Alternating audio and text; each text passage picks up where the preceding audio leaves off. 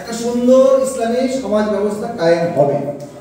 আলহামদুলিল্লাহ আমার ডাকে সবাই হয়ে গেল, কিন্তু আমি আমার যে আচরণ, আমার যে অ্যাক্টিভিটিসটা আল্লাহ চেয়েছে সেটা যদি আমি না দেখাতে পারি, তাহলে সকলেই আল্লাহ সন্তুষ্টি অর্জন করবে, আমার পরিণতি কি?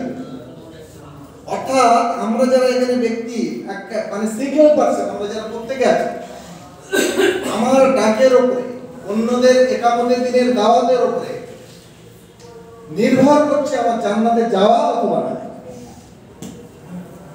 অন্যেরা সংশোধিত হবে কি হবে না আমাদের দোয়া থাকবে, কিন্তু সংশোধিত হোক অথবা না হোক, কিন্তু আমি যদি আমার দায়িত্বটা পালন করে যাই, তাহলে আল্লাহ চাইতো আল্লাহ সন্তুষ্টি লাভ করবে এবং আমার জান্নাত হবে।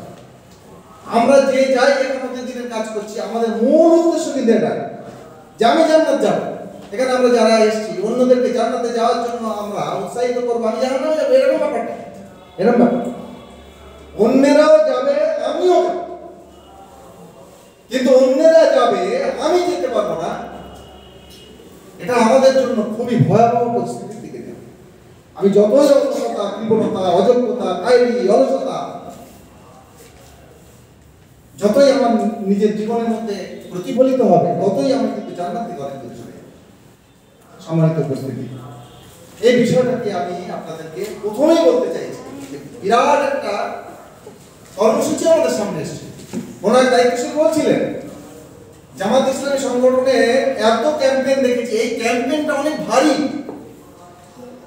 এই ক্যাম্পেইনটা আমার ব্যক্তি জীবনে অনেক প্রশ্ন চিহ্ন তুলে ধরছে। আমরা যখন ব্যক্তিগত সাক্ষাৎ করতে যাব, আমরা যখন সামষ্টিক সাক্ষাৎ করতে যাব, আমি যখন আমার প্রতিবেশীর বাড়িতে যাব, দেখা যাবে গ্রুপ করে যদি যাই, কোনো একজন ব্যক্তি বললো তোমরা যাও, আমি যেতে পারছি না, কেন? ওর সাথে আমার সম্পর্ক হয় না, ঘটনা ঘটছে না, সে নিজে বলছে আমার সম্পর্ক হয়। এবার জামাত বুঝেছে যে আমরা যারা প্রতিবেশী হকের কথা